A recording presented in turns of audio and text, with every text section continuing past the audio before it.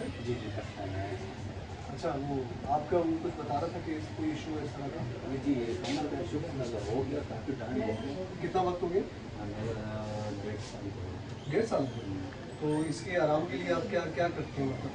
असल में तो आराम हो जाता है। एक दफ़ा जो है ना MRI भी करवाई थी, तो उसमें तो इतना वो नहीं था, डॉक्टर के पास गया था, उसने दवाई वगैरह दिए, सही हुआ था बिल्कुल। तो उसके बाद जो है ना, जब ज़्यादा जुड़ के काम करता हूँ फिर तो आपको तकलीफ होती है? तो ये तकलीफ आपकी सिर्फ कमर में रहती है, टांगों में भी है? नहीं, टांगों में तो नहीं है, सिर्फ कमर में? कमर में आपको दोनों साइडों पे दर्द ज़्यादा फील होता बिल्कुल है? इतना सा जगह है यहाँ पर।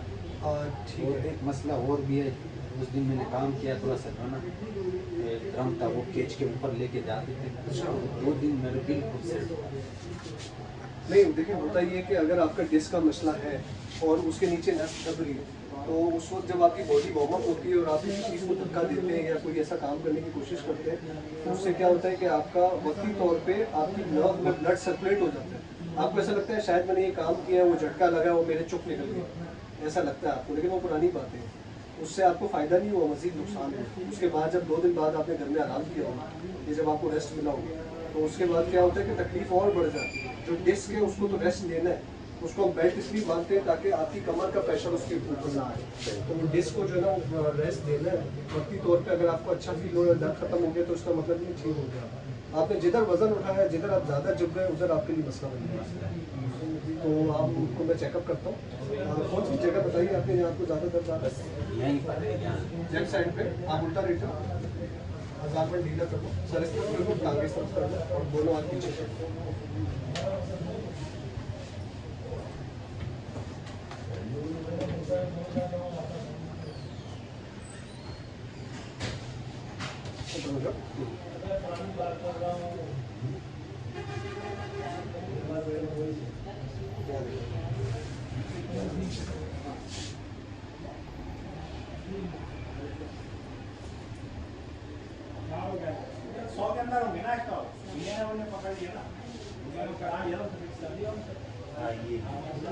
ये आपका डिस्क है, ठीक है? जी यहीं। ये आपका डिस्क है।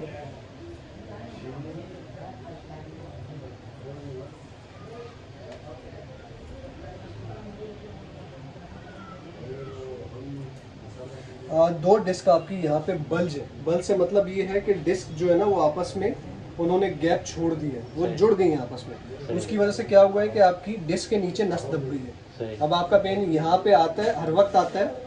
सो के भी उठते हो तो यहाँ पे चुभन खत्म नहीं होती है, सही है। और उसके बाद जब ये दर्द शदीद होगा तो ये कमर पे भी आ जाता है, नीचे भी आ जाता है। वैसे ही कमर का पार्ट ही, इसको एलोपैथिक लैंग्वेज में कहते हैं L2, L3, L3, L4। इसमें आपका झुकना मना है, वजन उठाना मना है। अगर आप इलाज के दौरान ये एहतियात कर सकते हो तो आप इलाज शुरू करो। बहुत ज़्यादा नहीं है, अगर आप इसकी एहतियात अच्छी करोगे और कमर का बेल्ट बांध के रखोगे। देखो इतनी सी चीज़ का भी ऑपरेशन के अलावा कोई हल नहीं है, ठीक है? तो अगर आपकी एहतियात अच्छी होगी और वज़न नहीं उठाएंगे और झुकेंगे नहीं, तो मेरा ख्याल है कि आपकी बहुत जल्दी छुट्टी हो जाएगी। कुछ ही दिनों में आपकी छुट्टी हो जाएगी इंशाल्लाह।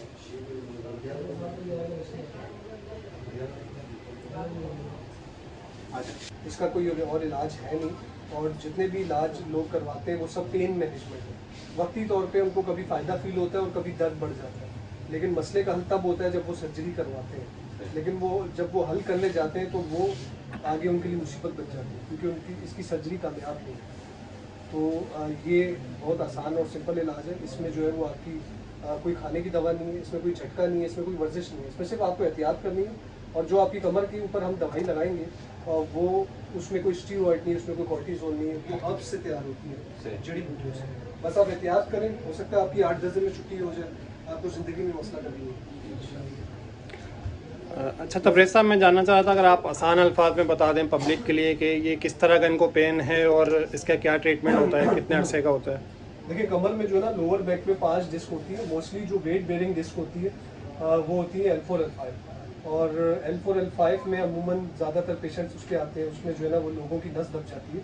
लेकिन इनका इशू थोड़ा सा डिफरेंट है। इनकी जो डिस्क बल्ज हुई है, बल्ज से मुराद ये है कि जो है वो मोरों के दरमियान में गैप ख़त्म हो गया, और वो जो है उसको हम एलोपैथिक लैंग्वेज में कहते हैं L2, L3, L3, L4। अब जो L2, L3 और L3, L4 है, ये कुदरत का अमल है कि डिस्क चाहे कोई भी हो, A to Z हो, अगर वो आपकी बल्ज होगी, गैप आएगा उसमें, तो उसके नीचे नस दबेगी। इस तरह इनकी नस दबी हुई L2 L3 L3 L4, कभी ये सुबह सो के उठते हैं, काम ज़्यादा नहीं होता है तो भी इनको अच्छा फील होता है, बाजी चीज़ कम खा लेते हैं, पेन कम होता है तो भी अच्छा फील होता होगा, ऐसे ही। और कभी ऐसा होता है कि काम ज़्यादा कर लिया, बॉडी वार्म अप हो गई तो नर्व में ब्लड सर्कुलेट हो जाता है, तो भी इनको ऐसा लगता है कि यार मेरा पेन खत्म हो गया, लेकिन जब नेक्स्ट डे सुबह सो के उठते हैं तो फिर वही आता है। तो वो डिस्क को जब तक जगह पे नहीं आएगी, और मेरा तो ख्याल है कि चाइना में भी इसकी सर्जरी होती है और US में भी इसकी सर्जरी होती है, जो ममालिक हमारे लिहाज से, टेक्नोलॉजी के लिहाज से हमसे बहुत आगे है, तो इंशाल्लाह बिल्कुल ठीक हो जाएंगे और इनका मसला दोबारा कभी नहीं होगा।